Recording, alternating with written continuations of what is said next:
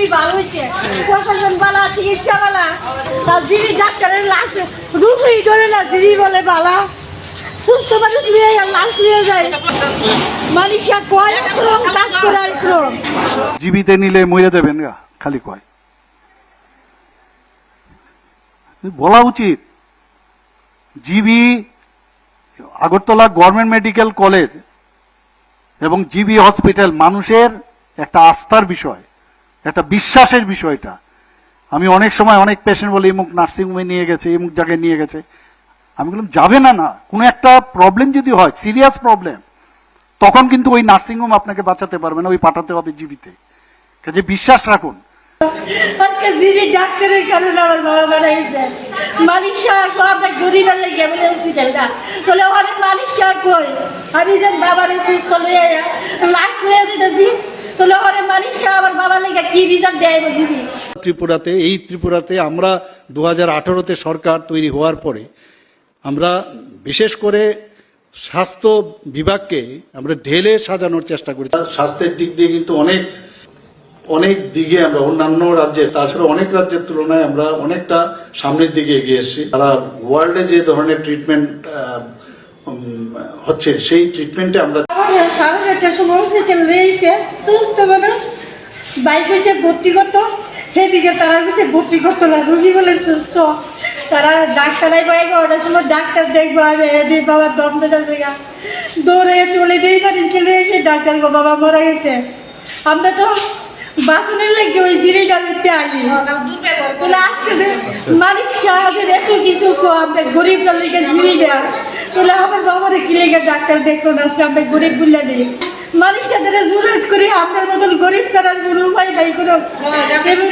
জিরি ভালো মানুষ লয়ে যায়, ভালো মানুষ লয়ে যেতে আমার মতন বাকি মায়ের রাতে বাবার লাশ না লইয়া যা, আমি মানিক সাহেবের এতটুকু জরুরত করি। আমার বাবার শ্বাস টানুরতে জিবি লয়েছি, আমরা একদম সুস্থ মানুষ, শুধু দেহনের লেগে বাবা মারা গেল। কত মহিনা থেকে টিকিট কাছে ওই পুরানি বাড়ি গেছে, বাবার আর আটকা দিছে, কইছে ডাক্তারের ব্যাগ ওটার সময় আমার বাইক হয়েছে, আমরা রুগী অবস্থা করে ভর্তি করো, আমার বাইরে একটা গাড়ি মারছে, কোন এটা ভর্তি করার লাগে তুই জানোস। আমি এসে দুঃসার করছি বলে তারা তুলে দিছে, ইমার্জেন্সি আইসি, কোন রুগী মারা গেছে। আমরা 7টার সময় আইসি স্যার জি হসপিটাল, তারপরে 10:30 বাজে ইমার্জেন্সি ডাক্তার কিছু মারা গেছে। তাহলে আমরা অপরাধ কি, আমরা কি গরিব অপরাধ নাকি? সঠিক সময় যদি আমার বাবার ডাক্তার দেখতো, আমার বাবা বাস লইলে আজকে ডাক্তারের গাড়ি নিতে আমার বাবা মারা গেছে, কোনো ডাক্তারই বেরিয়েছে না। তারা 11টার সময় রুম আইব, ডাক্তার দেখবো, ডাক্তার নাই 11টার সময় আইব। তো অনেকটা নার্সের জিজ্ঞাসি যে আপনি তো সিরিয়াস রুগীটা দম দিতেছে গা, তারা 7টার সময় আইছে, আপনি ইমার্জেন্সি কেন পারেছেন না, কই এনে ডাক্তার 11টার সময় আইব। তখন আমার বাইক হয়েছে, আমি ভর্তির কথা বলছি, তাই না আমার ঠেকানি মারছে। এখন আমি ঝগড়া করে টলি লয়ে ইমার্জেন্সি লয়েছি, আজকে পরে তারা কাছে মারা গেছে বাবা। আমরা 7টার সময় সার্জি দিয়েছি, যদি আজকে ডাক্তার দেখতো, আমার বাবার স্যালাইন টেলেন দিত, আমার বাবা টিভি রাখতো। আজকে দিদি ডাক্তারের কারণে আমার বাবা মারা গেছে।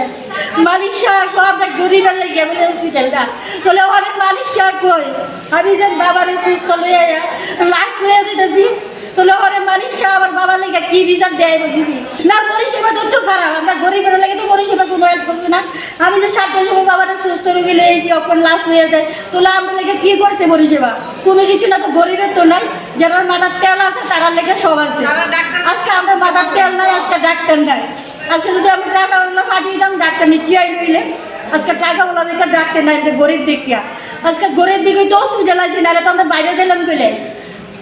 আজকে যদি টাকা রাখতো বাইরে দিতাম, কিন্তু মালিক সাহেবের এত রোগই অনুরোধ, আমার মতন যাতে কোনো মায়া বাবা লইয়া হসপিটাল লাশ না লইয়া যান, না কান্দাগাড়ি করে, তাই না যাতে দেখে জিবি হসপিটালটা ডাক্তার তারা কি করতেছে না করতেছে, গার্ড তারা কি করতেছে না করতেছে, যাতে মালিক সাহেব যাতে দেখে, তাই না দিলে আমার এতটুকুই অনুরোধ জুরা যে আপনি জিবিটারে দেখেন, এমন ভালো লইয়া আমরা কেন লাশ লইয়া যাবো।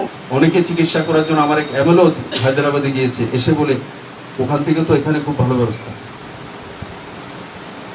মুম্বাই থেকে লোক চিকিৎসার জন্য এসে বলে আরে মুম্বাই থেকে তো এখানে ভালো ব্যবস্থা। আমি আমার ত্রিপুরার বড়াই করছি না, বলে আসলে ভালো, আসলেই ভালো, বাস্তব। কিন্তু কিছু লোকের অভ্যাস হয়ে গেছে ত্রিপুরাকে বদনাম করা।